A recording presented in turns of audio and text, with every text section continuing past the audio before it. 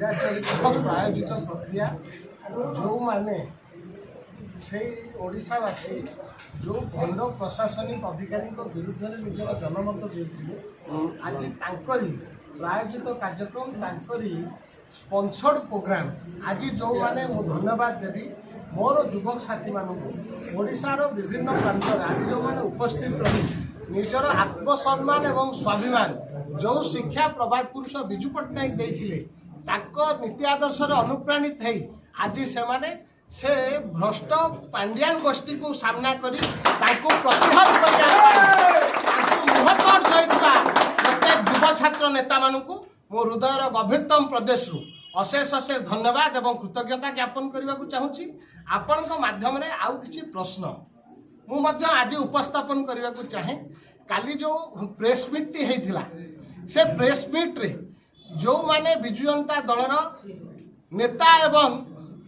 नेत्री माने अभियोग कले तांको अभियोगर सत्यासत्य केते एक कथा आलोचना हबार निश्चय गोटे आवश्यकता रही आपण माने समस्ते गणमाध्यम प्रतिनिधि माने ओडिशार विशिष्ट सांबादिक भाई बहन माने उपस्थित अछंती काली जो भली भावे ओपन बैलेट आगुरु राज्यसभा 1996 मसीहा कथा उल्लेख कले ये अत्यंत भावे हास्यास्पद 1996 मसीहा पर 2006 मसीहा पर्यंत ओपन बैलेट रो विधि व्यवस्था नथिला सीक्रेट बैलेट रो व्यवस्था थिला ताले बिजु जनता दल रो जो सदस्य माने अभियोग करचंती प्रभात बाबू को नै कि से अभियोग प्रमाणित करि परिबे कि जो अभियोग करचंती अर्थ नहीं कि आमे भोट देइछु मु आपन को माध्यम रे प्रश्न करबा को चाहे संतृप्त बाबू बिजु जनता दल पई ताकर केते अवदान अछि एवं संतृप्त मिश्र को प्रार्थी करिया पई एवं दत्तेश्वर हट्टा को प्रार्थी करिया पई बिजु जनता दलर जो नेतृवृंद निष्पत्ति नहीं भंड सन्यासी निर्देश रे सीए केते अर्थ रे प्रभावित होती केते अर्थ से प्रदान करचंती ए कथा को खुलासा करू बिजु जनता दल एवं क्यों आधार रे राज्यसभा जो दुईटी प्रार्थी मनोनीत करथिला तार आधार कौन थिला को आधार रे केते अर्थ डोनेशन करचंती बिजु जनता दलर हजार हजार शुभेच्छु समर्थक अछंती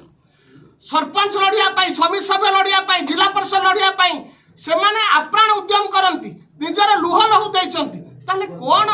थिला से क्राइटेरिया रो मानदंड से आर्स्टिक कोन थिला बिजु जनता दलर मु आज आपन को माध्यम रे पचारिबा चाहे ए जो निष्पत्ति नेले से निष्पत्ति विरुद्ध रे देवीरंजन त्रिपाठी एवं अन्य जो सहयोगी माने बिजु जनता दल रो वोट देइचंती तांकर विवेक अनुमोदित वोट देइचंती हजार हजार कर्मी मान को उपेक्षित करिकि केउ भली भाबे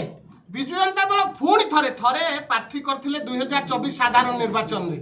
सांसद हवा पाई सुजोग देथिले प्रत्याख्यान हेथिले संतृप्त मिश्र पुणी कोन क्राइटेरिया से मीट कले जे द्वितीय थर पुणी थरे अन्य को बिजु जनता दल नेता जो माने दीर्घ वर्ष धरी अवहेलित अवस्था अछंती तांको सुजोग न दे द्वितीय थर पुणी थरे राज्यसभा रे नेतृत्व मा पाई मनोनीत करचंती बिजु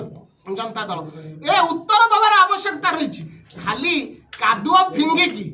कथा कहले चलिबनी ताकू प्रमाणित करबा को पड़िबो प्रमाण करंतु जो तथ्य काली उपस्थापन करचंती मु आपन को माध्यम आह्वान दबा को चाहे सामने को आसंतु just prove it Biju Janata दलर हजार हजार संख्या रे आपन को माध्यम रे कहिछि तांकू जो कठोर आघात लागिछि तांकर स्वर जो बिजु जनता दल नेतृवृंद पाखे पहुंची पारु नाही तांको स्वर को अबाटर निया जाउछि ता विरुद्ध रे आमे गणतांत्रिक प्रक्रिया रे वॉइस रेस करिया पई सुजोग आसला जेतबे राज्यसभा निर्वाचन माध्यम रे आमे वॉइस रेस करचु से हजार हजार कर्मी मानक स्वर हेकि कोन कहउतले बिजु बाबू को लिगासी कथा बिजु बाबू को लिगासी विषय जो माने डिंडिम पिटुचंती केते जानंती से माने बिजु बाबू को आधार कोन थिला बिजु बाबू को राजनीति विचार कोन थिला ता विषय से माने केते कथा जानंती खाली आसीबा पांड्यान बाबू जहां निर्देश देबे ताकू आसी कि प्रेस आगे कहि दबा जदी जो सत्य कहवा पाई बिजु जनता दलर को नेता बा को कर्मी चेष्टा करिवो ताहले ता ऊपर केमती कादुआ छिटा पका हबो ताकू केमती लांछना दिया जिवो ए अपचेष्टा करिवारु बिजु जनता दल निवृत्त रहू बिजु जनता दल जदि निजको सजाडी न सजाडिबो ताले हजार हजार संख्या रे कर्मी माने शुभेच्छु माने समर्थक माने अछंती जो माने पांड्यान को संपूर्ण भावे प्रत्याख्यान करछंती आज मध्य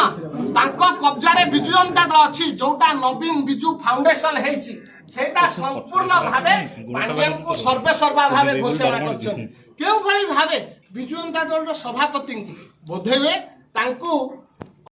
ସନ୍ତୃପ୍ତ ବାବୁଙ୍କୁ ଯେ ଯୋଉ ଆଲିଗେସନ ଆସୁଛି ଆର ସତ୍ୟାସତ୍ୟ କେତେ ସେ ସେଠି ଖୋଲାଖୋଲି ଭାବେ କହିପାରିଥାନ୍ତେ